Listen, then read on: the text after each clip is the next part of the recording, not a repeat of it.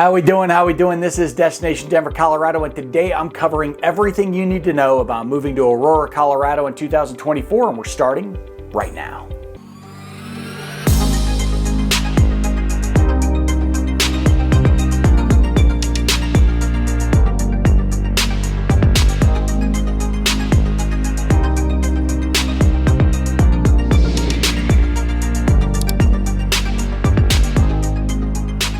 All right, this is Destination Denver, Colorado. I'm your host, Jimmy Everts, and listen, if you're interested in learning all the ins and outs, pros and cons to moving to or around Denver, Colorado, then this is a channel for you. So that subscribe button and notification icon you see on your screen, make sure you click on that as I'm dropping new videos for you each and every week. And as much as I love covering this state and trying to be a little informative, I'm also a licensed mortgage broker covering the entire state of Colorado and team with some of Denver's most talented realtors. And we're helping people move here each and every day. So that number and email you see on your screen, know that I am always the person answering your phone calls, answering your texts, answering your emails, there when and if you need me. Now that we're done with that fun-filled stuff, let's get to what we're here for, and that is everything you need to know about moving to Aurora, Colorado in 2024. All right, so if you're new into looking into Colorado and looking into Denver, Aurora is not going to be very hard for you to find. It is basically the entirety of East Denver. So as you move east out of the city, you're going to see that Aurora stretches both north and south of the city, and it continues to move farther and farther east. It is a massive town. Our second point in that is that geographically speaking, Aurora is the second largest city that Colorado has to offer. It's also third in population behind Denver, Colorado Springs, and then you have Aurora. Now, when we talk about population in Colorado, as I may have mentioned in other videos, Colorado is not one of those states that has multiple large cities. You have Denver, decent size. You have Colorado Springs to our south.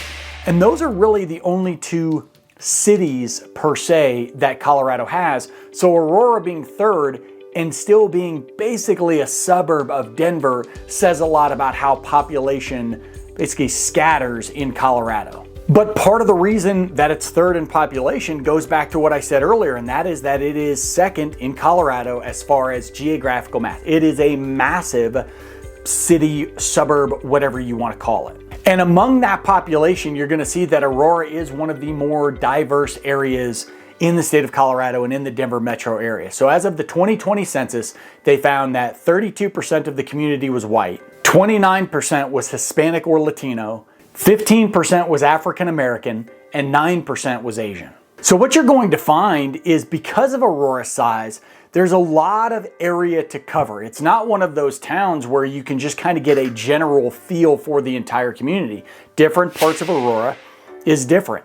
And you're going to have diversity at different levels in different areas. You're going to have different living scenarios, different schools, a lot of different factors. I'm just going to overuse the word different right now. So we're going to try to break that down. That leads us to our third point, and that is cost of living. Aurora will consistently be one of those areas that at least natives of Colorado or natives of Denver think of as an affordable place or more affordable place to live. That's accurate to a point. So again, because of how large Aurora is, there are areas where you see a massive shift in the cost of housing, for instance, where rents and home prices as far as sales prices are going to be lower or substantially higher than others. When you talk about a region that literally could take you anywhere from 30 to 45 minutes to drive across, you're going to see this situation where one neighborhood might be extremely affordable and another neighborhood in Aurora may be way out of your price budget. And so that's both a pro and a con of Aurora. One, that it's tough to get just a feel generally for what Aurora has. You're not going to be able to put just kind of a one thought to it and that covers the entire town. You really have to look regionally at Aurora to find the right fit. The benefit being, though, that Aurora really caters to a lot of different people and a lot of different living styles. Depending on your budget, odds are if you like the general area of Aurora, you'll find something or should be able to find something that fits, whether you are buying or renting. Now, kind of diving into the meat of things, I want to talk about some fun things about Aurora, because at the end of the day, when I make videos, a lot of times I kind of forget to hit on those things. So there's four really fun areas, among others, that I would bring up with Aurora. First thing is Cherry Creek State Park. You're talking about a large reservoir where you can bring boats. There's horseback riding, there's hiking and trails, there's running trails. It's a great place to bring families. It's a great place to go by yourself. It's a great place to go and hang out on Colorado's beach. It's the closest thing we have to beaches out here. So if you want water, Cherry Creek State Park is going to be one of those. So Cherry Creek Reservoir and Cherry Creek State Park are pretty close to the city. They're not too far outside of Denver. Next up on that list would be Aurora Reservoir, and that's a bit farther out. It's in southeast Aurora, close to neighborhoods like South Shore that we're going to talk about shortly. I'm a big fan of Aurora Reservoir. I love the beach. Again, the Colorado beach. I love the fact that there are no motors allowed on the reservoir, so you're not out there watching a bunch of water skiers, things like that. You can get out on your paddle board, you can go for a swim. I believe some people get out there and fish. Lord knows my father would know because he fishes everywhere. So you have that dynamic. You can go to Cherry Creek Reservoir if you want to get out on a boat, do some water skiing, whatnot, and you can go to Aurora if you just kind of want to paddle board, do some swimming, and chill out. And two places that don't involve water, or at least not necessarily, you've got the Gaylord of the Rockies, a massive hotel, convention, event center, restaurants, different shows. They have some great events around the holidays. We're getting into December, so they'll have something for the holidays they do every single year. And the Gaylord is just a great place in general. I think you have a lot of events there, a lot of conventions, and it's also kind of a cool spot to just get away for a quick staycation. I keep using air quotes in this video, so feel free to make fun of me for how many times I do that. But if you want to get away for a couple nights, go to a place where there's restaurants and there's spas, and yes, there's pools. So, you have a tough time getting to water in Colorado, but I'm giving you 3 right there. So a lot to do at the Gaylord. The fourth is the Stanley Marketplace. So the Stanley Marketplace, and you may be familiar with these where you're from, and there are several similar types of locations in Denver now, but the Stanley Market is kind of an open adult cafeteria or meal area that you would see at a mall. A food court. Apparently my brain is not gonna lock onto food court today. So it's basically an adult food court. You've got drinks, you've got a lot of different restaurants and tasty places. You've got shops and boutiques, a lot of different things. And the Stanley Market was really the first one to do that. So there are others in different parts of the Denver metro area. Stanley was kind of the initial. They'll also have a handful of different festivals and art shows, things like that at Stanley Marketplace. So always seems to be a lot going on there one way or another. The fifth thing you need to know about Aurora is all of its new developments and all of its opportunities for growth. So when you look at the east side of Denver, it is plains. It is flat land that goes on forever going into Kansas. So as opposed to the west side of Denver where you start to get into the Rocky Mountains and there's only so much room for growth, Aurora does not have that issue. So when we talk about how big Aurora is, it continues to get bigger. So you've seen growth north and south for a long time. Now you're continuing to see it build east. So there is a highway, I-225, that Aurora used to stretch to. That used to kind of be its boundary, and maybe it would go a little past that. Now you have E-470, which is a toll highway on really the far east side of Aurora. It also wraps around to the southern end of Aurora. So this development has grown and stretched past E-470, and you continue to see new development there. So we're going to talk about some of these communities as we go. The Aurora Highlands, though, being one of them, and I want to make sure I mention that, as that is one of the newer developments we're seeing and one of the more popular for people to look at in Aurora. So, I don't mean to tell you 50 times in this video that Aurora is massive, but just understand that it's going to continue to get bigger, and it is a focal point for new development. Sixth up, and another reason that Aurora gets a lot of looks, is for their school system. So part of Aurora is in Aurora Public Schools, and another portion of it, a large portion of it, is part of the Cherry Creek School District. So Cherry Creek, when you look up schools in Denver or around the metro area, Cherry Creek, that school district is always going to be among, or I shouldn't say always, but always has been one of the highest rated. And so the fact that Aurora gets covered by it, is a very strong draw for a lot of people. And I'll say it in every single video. It doesn't matter whether you have kids that are going to school or not, especially if you're buying a home. School districts and schools are always something you're going to want to do your due diligence on.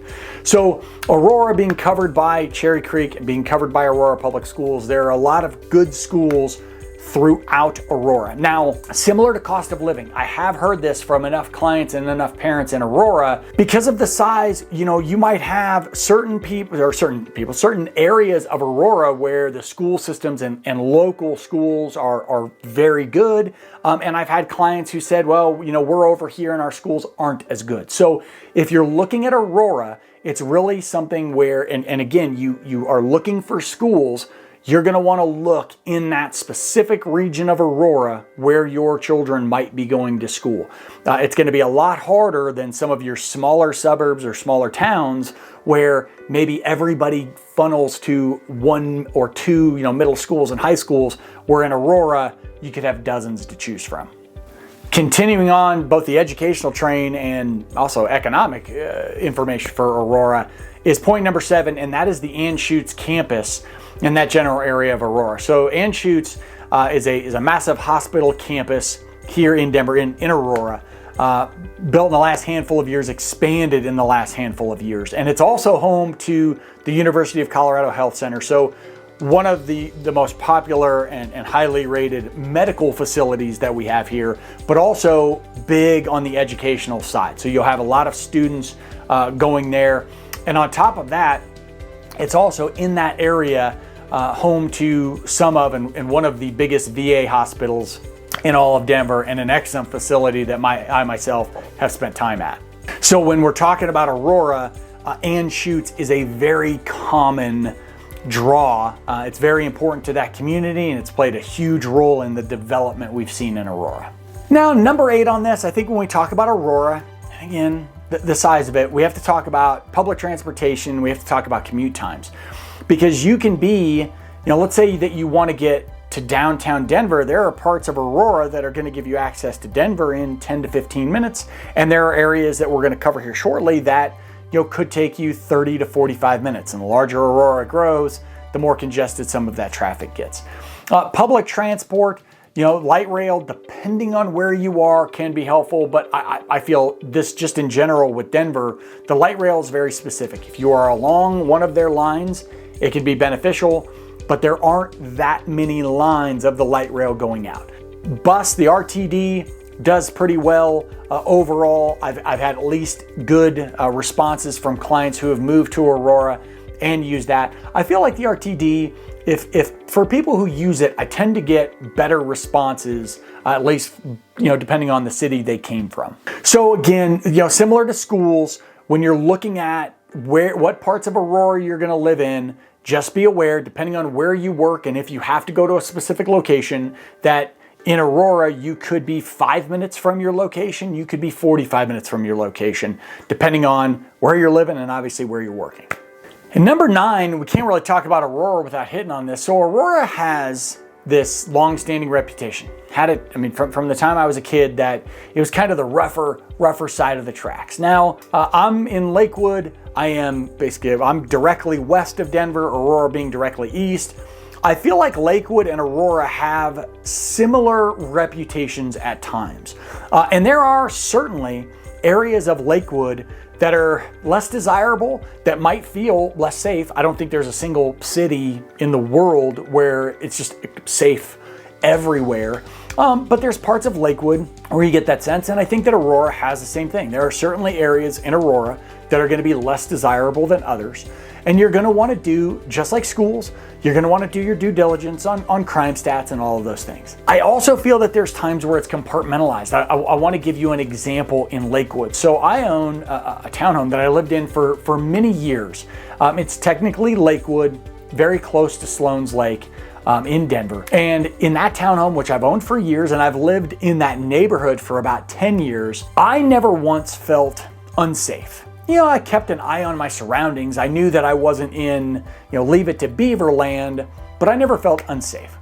And that home is roughly 4 blocks walking distance from an intersection in Lakewood, again, close to Denver, that is the number one. I found out from a local friend that's in law enforcement. It's the number one corner in Lakewood for police calls. Now, granted, it's not all violent stuff. I mean, police get called for a lot, but that's the number one corner for it. I'm 4 blocks from it. I'm getting all long-winded in this story, but I'm 4 blocks from it, and it didn't have an impact on my home. Like, I never felt that. So you're gonna do your due diligence. What does this have to do with Aurora? I think that a lot of times the reputation of a city expands past the reality.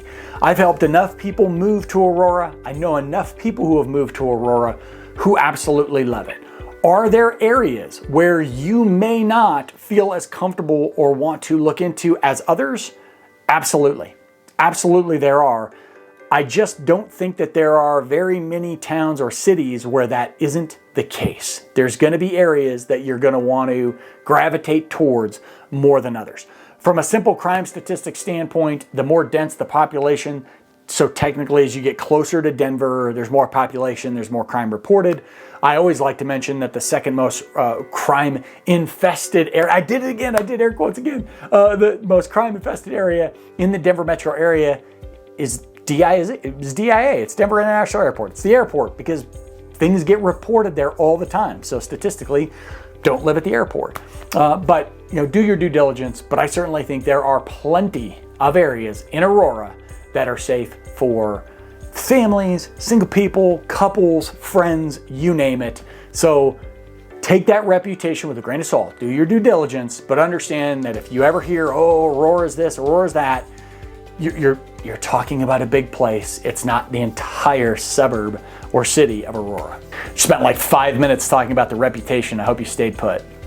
And to wrap up, I want to talk about some of my favorite neighborhoods in Aurora, neighborhoods that I would at least explore. And these are just some. Like I said, I mean, there's dozens of neighborhoods. I couldn't cover them all, but some of my personal favorites. So closer to Denver, you have Aurora Hills, you have Heather Ridge, you have Dam East and Dam West, and just really cool communities. They've been around for decades and decades, so you're going to see a variety of different homes in them.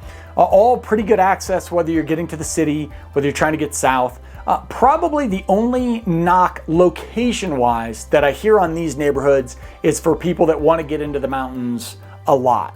And again, this is just the perspective of some of the folks I know that live there, but just because of having to kind of get around the city and over, usually they can jump up to I-70 and get up to the mountains pretty quick. But if you're a mountain goer, that's something you might consider in those neighborhoods. But again, Aurora Hills, Heather Ridge, Dam East, and Dam West. I love Dam East and Dam West for these big brick walls that kind of surround the community. It's got a really cool look to it and a lot to like there.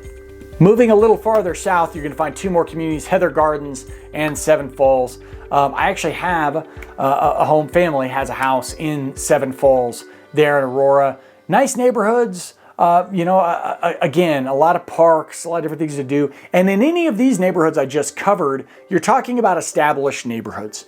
All 5 of these or 6 if you say Dam East, Dam West, but all of them, that's still 5, Jimmy. It's not 6, it's 5. I'm just learning how to count today. But all of them, you're looking at a variety of different homes. Most of them, have been established. They were built in the 60s, 70s, 80s. Some of them will have bigger lots, mature trees, parks that have been around for a long time. So really great communities to check out. But I also mentioned with Aurora, there's a lot of new development. So one of the most popular, and I actually love it. I don't know if I would move there because I'm a west side of town kind of guy, but you have the Southlands Mall area of Aurora. And so I mentioned earlier in this video E470, which is a toll road that wraps around C470. It is a long-standing highway, toll road again, that is on the west side of Denver. They just kept building that thing around. So it wraps around way south of Denver, just kind of between Denver and Castle Rock there is E470, or turns in from C470 to E470. Apparently my mouth is just gonna stop working. I can't count, I can't talk. You can make fun of me as much as you want. So E470 keeps going east and then it curves and heads north. And so right as E470 starts to make that turn going east and then turning north, right there is that Southlands Mall area. And within that area are some of the coolest new build communities you're going to find. Talon's Reach, South Shore, Blackstone, all within that community. And there are others. A ton of new builds. You've got townhomes, you've got detached homes, you've got some condos, you've got some apartments. You have a lot of amenities there. You know, Southlands Mall is this big, large, walkable mall. I do hear the complaint that they don't have the best food restaurants there. I relate to that. Again, here in Lakewood and Belmar, we kind of say the same thing. But it's a very cool walking mall, a lot there, movie theater, ice skating in the wintertime, a lot to do. And then you have these new build communities. Blackstone, a personal favorite. I didn't know a lot about Blackstone until I started making these videos. And it was one of those communities where I would fly my drone around in it and I would go, ooh, what's over there, and go a little farther. So a great community to check out. Now I will mention in that, if you're talking about these new development areas in Aurora, one thing about that, and this is specific to home buyers, you're going to want to keep an eye on property taxes, because property taxes in Denver are pretty reasonable. I mean, at least by a national standard. When you talk about new construction though, those developments tend to be a lot higher. Some of them will have higher property taxes. Some of them will have a metro tax, which is similar to an HOA. So if you are thinking of buying in those areas, that's something you're just going to want to keep ahead of. And so clearly there are a lot of things to like about Aurora. There's some things that you need to be aware of and show some caution towards and due diligence towards in Aurora. But overall, there is a reason that Aurora remains third in population in Colorado. There's a reason that there is a lot of production and new construction in that area and how popular it is. And it's not because it's a bad place to live. And who knows, maybe you find a spot in Aurora that interests you. You want to have a little conversation about it. That's the perfect time to hit me up. The number and email you see on your screen. Know that I am always the person answering those phone calls, answering those texts, answering those emails, there when and if you need me. This is Destination Denver, Colorado. That was everything you need to know before moving to Aurora, Colorado in 2024. Until I see you next time, peace.